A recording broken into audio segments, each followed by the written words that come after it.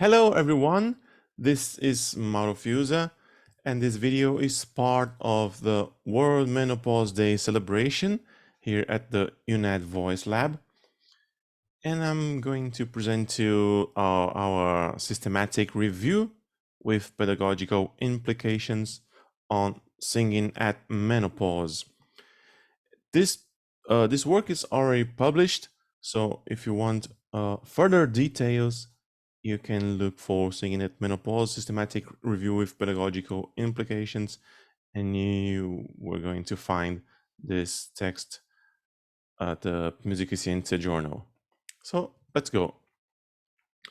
First, we know that singers, unlike the other instrumentalists, have this particular instrument, right?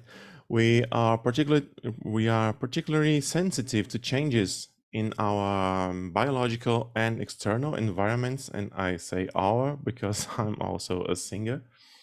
And for those who have highly developed vocal skills, even minor difficulties can be extremely distressful. And of course, menopause is a certainty in a singer's life, in a female singer's life, of course. And menopause has been associated with physical, physiological, and vocal symptoms for several publications and studies. But these previous studies are more focused on general population, not in singers. So our aims during the study was to identify the menopause-related voice characteristics in singers and to understand the impacts on singing practices and vocal health. So our ultimate goal was to promote preventive educational strategies to menopausal singers. For starting this systematic review, we followed some inclusive criteria. First, it should be a full publication in the form of an article, a master's dissertation, or even a PhD thesis.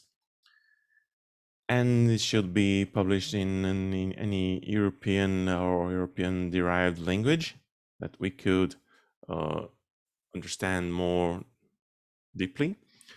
And it should contain sufficient information to extract main study attributes.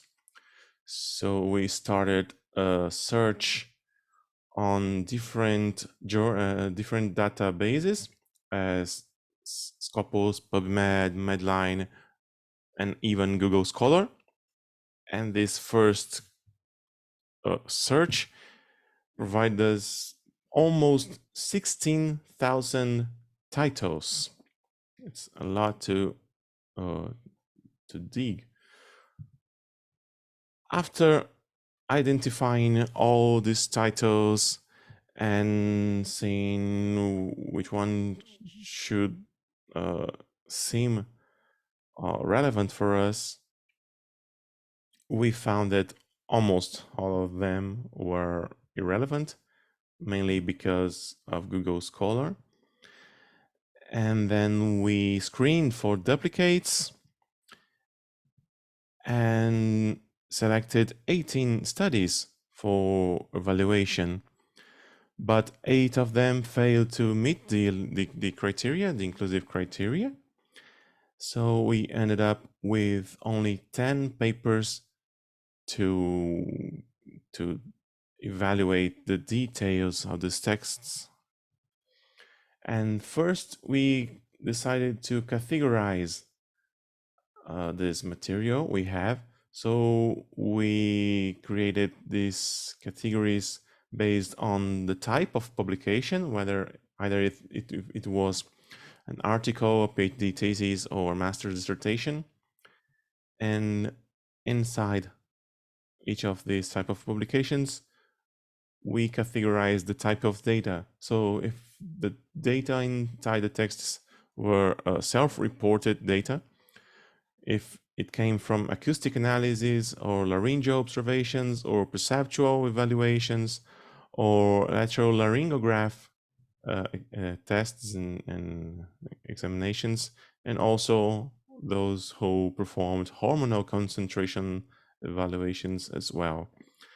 Then we created categories inside this type of data and subcategories when they presented too much information, as for example the functional self-reported data.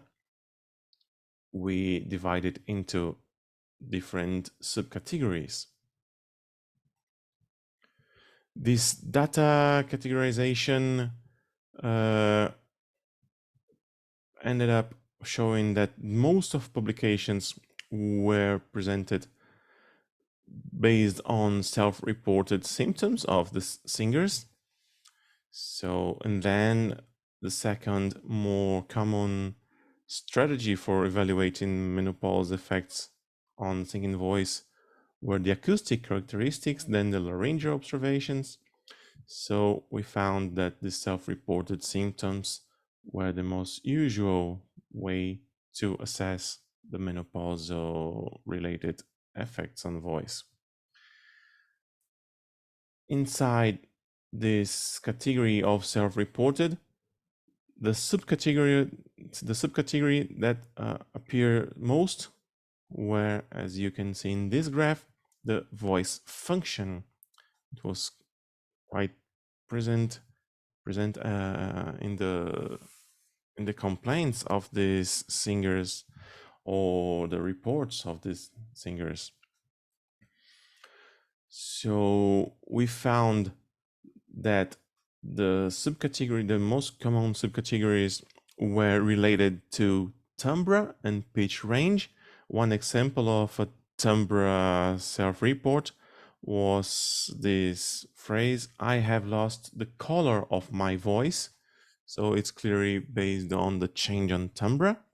And if we go for pitch range, we see things like, "There are times when I try to hit a high note and nothing comes out." So singers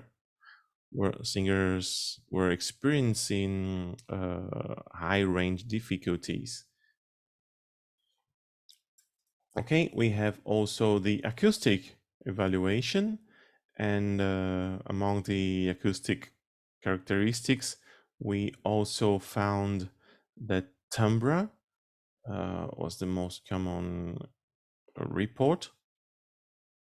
For the laryngeal observations, we found vocal folds mobility as most common finding.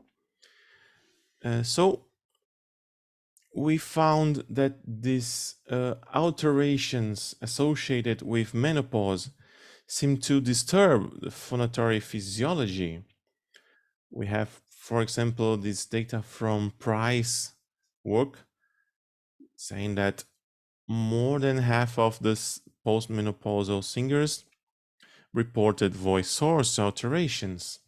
And in this table from Elliott, we see that the most common problem and those who have a bigger difference from pre to postmenopausal groups were based on problems with power, vocal power, and then flexibility, and on the upper range, the high notes here too. And Abitbol, Price, and Kladosh reported that alterations in mobility of the vocal folds in both acoustic and laryngeal observations. So the perceptual evaluations of voice quality revealed no significant differences between pre and post menopause groups. So despite there are characteristics that were highly reported by the singers, statistically it gave no significance. But methods, the methods of these studies were too diverse, and of course it impaired the statistical pooling to determine prevalence and incidence of menopause related singing voice characteristics and associated impacts. So actually, it was quite hard to compare one study to the other because of these heterogeneity of the methods. And we also found some pedagogical implications. So first, we found that regular healthy singing practices minimize possible impacts of menopause, which is quite a good news, especially if adopted at younger age, previous to getting to this menopausal transition. So we found, for example, that should be useful. Some practice different registers and transitions. Practice with semi-occluded vocal tract exercises.